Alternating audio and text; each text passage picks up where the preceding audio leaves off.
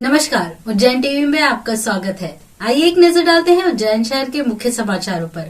प्रवासी भारतीय सम्मेलन में आए सूरीनाम देश के राष्ट्रपति ने किए महाकाल दर्शन व निहारा महाकाल लोक। इंदौर में चल रहे प्रवासी भारतीय सम्मेलन से प्रवासी भारतीयों के उज्जैन आने का सिलसिला लगातार जारी है।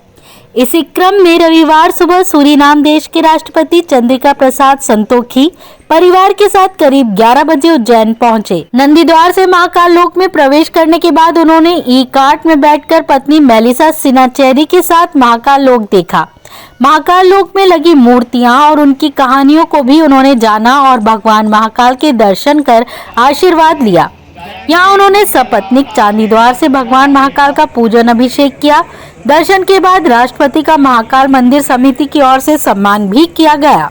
अन्य राज्यों की तरह मध्य प्रदेश सरकार भी पुरानी पेंशन नीति बहाल करे, कहा NMOPS के राष्ट्रीय अध्यक्ष बंधु ने। पुरानी पेंशन बहाली राष्ट्रीय आंदोलन NAOPS के राष्ट्रीय अध्यक्ष विजय कुमार बंधु ने प्रेस वार्ता आयोजित कर कहा कि जिस तरह हिमाचल में पुरानी पेंशन बहाली के आश्वासन के बाद हमने सरकार बनाकर सत्ता परिवर्तन किया है, उसी तरह मध्य प्रदेश में भी आने वाले चुनाव में इसी विषय पर बहुत महत्वपूर्ण प्रभाव पड़ेगा। जिस तरह 5 राज्यों में पुरानी पेंशन बहाली पर सहमति बनी है, वैसे ही मध्य प्रदेश में भी जो सरकार बनाने के बाद पुरानी पेंशन बहाली का संकल्प करेगा, 6.5 लाख परिवार उसके साथ जुड़ेंगे। धीरे धीरे मध्य प्रदेश में शासकीय कर्मचारियों को पेंशन से अलग कर दिया है।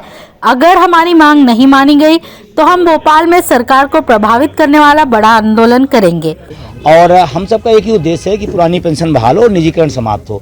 मध्य प्रदेश सरकार की अगर हम बात करें तो यहाँ पर 1998 से नियुक्ति तिथि जो यहाँ अध्यापक समूह का है, उन सब का ये मानना है कि पुरानी पेंशन बहाल हो और उसके बाद हमारी जो लाभ है वो 1998 नियुक्ति तिथि से हो। दुर्भाग्य यहाँ पर मध्य प्रदेश सरकार में है कि अभी ग्रेजुटी भी, पारिवारिक पेंशन भी, तमाम सारी चीज़ें नहीं दी जो अन्य सरकारें दे रही हैं। और अभी पुरानी पेंशन की अगर मैं बात करूँ तो 4 राज्यों ने कर दिया है, राजस्थान, छत्तीसगढ़, झारखंड, पंजाब। हिमाचल में वोट फॉर OPS का अभियान चलाया गया, वहाँ पर सत्ता परिवर्तन हुआ है।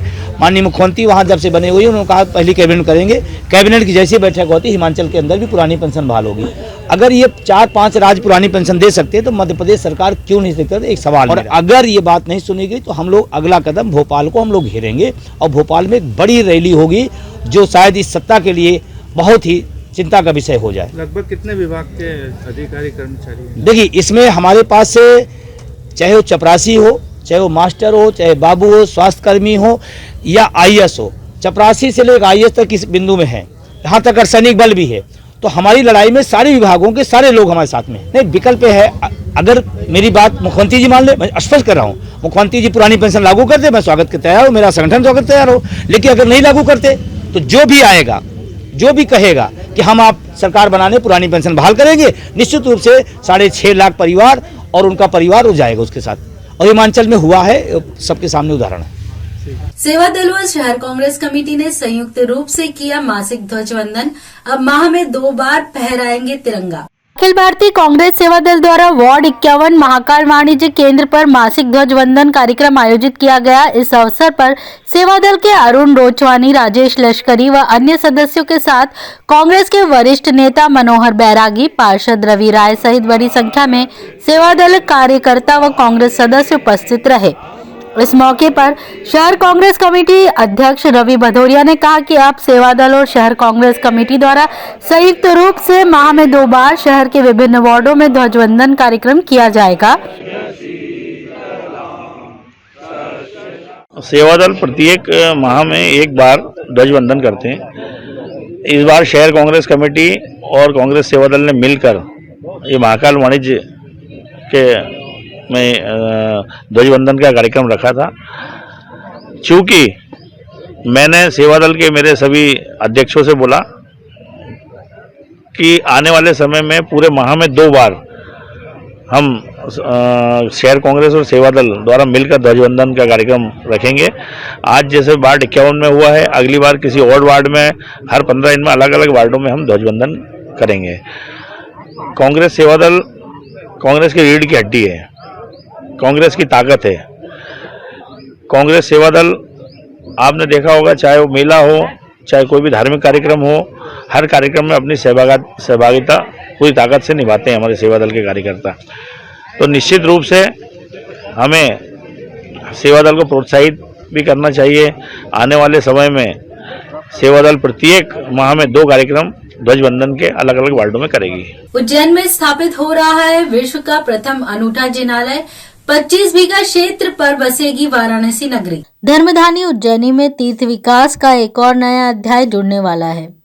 शहर से 10 किलोमीटर दूर बड़नगर रोड धर्मबड़ला पर 25 बीघा क्षेत्र में अभ्युदयपुरम जैन गुरुकुल अंतर्गत सफेद संगमरमर का नक्काशीदार 45 शिखर वाला श्री कल्याण मंदिर नवग्रह महातीर्थ निर्मित हुआ है, जिसमें प्रभु अभ्युदय पार्श्वनाथ की बेंगलुरु में ज्वेलरी स्टोन ग्रीन मकरत से तराशी गई 63 इंच की अत्यंत मनोहारी प्रतिमा प्रतिष्ठित होगी। तीर्थ प्रेरक मालवा मार्तंड व संस्कार यज्ञ प्रणेता जैनाचार्य श्री मुक्ति सागर सूरी जी की पावनकारी निशा में 23 दिवसीय भव्य प्रतिष्ठा महोत्सव 14 जनवरी से 4 फरवरी 2023 तक आयोजित होगा, जिसमें प्रदेश के मुख्यमंत्री शिवराज सिंह चौहान सहित विभिन्न प्रदेशों के कई मंत्री व प्रमुख हस्तियां शामिल होंगी। गौरतलब है कि 2012 में इस गुरुकुल की नींव रखी गई थी। 10 सालों में करीब 45 करोड़ की लागत से इसका निर्माण हुआ है। महोत्सव के लिए 25 बीघा क्षेत्र में वाराणसी नगरी बसाई जा रही है, जिसमें भव्य डोम, अस्थायी मंदिर, आवास, भोजन व अन्य व्यवस्थाएं रहेंगी। 23 दिवसीय महामहोत्सव हो रहा है और प्रतिष्ठा महोत्सव खूब भव्य रूप से हो, अच्छे से संपन्न हो और इसका प्रचार प्रसार खूब आगे बढ़े। ज़्यादा से ज़्यादा यहाँ पर बच्चे स्कूल की शिक्षा के साथ संस्कार ग्रहण करने के लिए पधारे, आए, अच्छे संस्कार ग्रहण करें। इसके लिए भी हम ये 23 दिन का आयोजन कर रहे हैं, ताकि इस 23 दिन के महोत्सव से रोज पूजा पूजन विधान होंगे, अभिषेक हवन आदि के धार्मिक आयोजन होंगे। इससे इसकी ऊर्जा और बढ़ेगी इस जगह की, और इस जगह पर ज़्यादा से ज़्यादा बच्चे यहाँ पर संस्कार ग्रहण करने के लिए आएंगे। इसके लिए हमने ये 23 दिन का आयोजन किया। कितनी तारीख से चालू होगा? ये 14 जनवरी से स्टार्ट हो रहा है और 5 फरवरी तक चलेगा।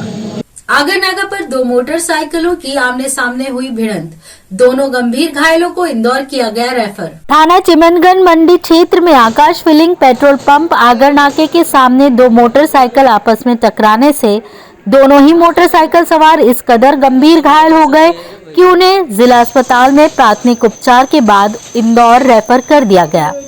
एक मोटरसाइकिल सवार जसराज पिता कुश कुमार उम्र 44 वर्ष है, जो अपने माता पिता से मिलने के लिए ग्राम अमली बांधका से रामघाट क्षेत्र में आ रहा था। वहीं दूसरा मोटरसाइकिल सवार खेड़ा खजूरिया निवासी पंकज कुमावत पिता गोपाल कुमावत है। घटना के बाबत जसपाल के परिजन कुलदीप ने बताया। जसराज नाम में ये पारदी बड़ा से आ रहे थे बांधका से, यहाँ अमली आहार में रामघाट पे, तो पेट्रोल पंप के सामने एक्सीडेंट हुआ, हमने सामने गाड़ी भटकाई। तो ये थे उज्जैन शहर के मुख्य समाचार। ऐसे ही ताज़ा खबरों के लिए देखते रहिए उज्जैन टीवी। उज्जैन टीवी का YouTube चैनल लाइक और सब्सक्राइब करना ना भूलें। नमस्कार।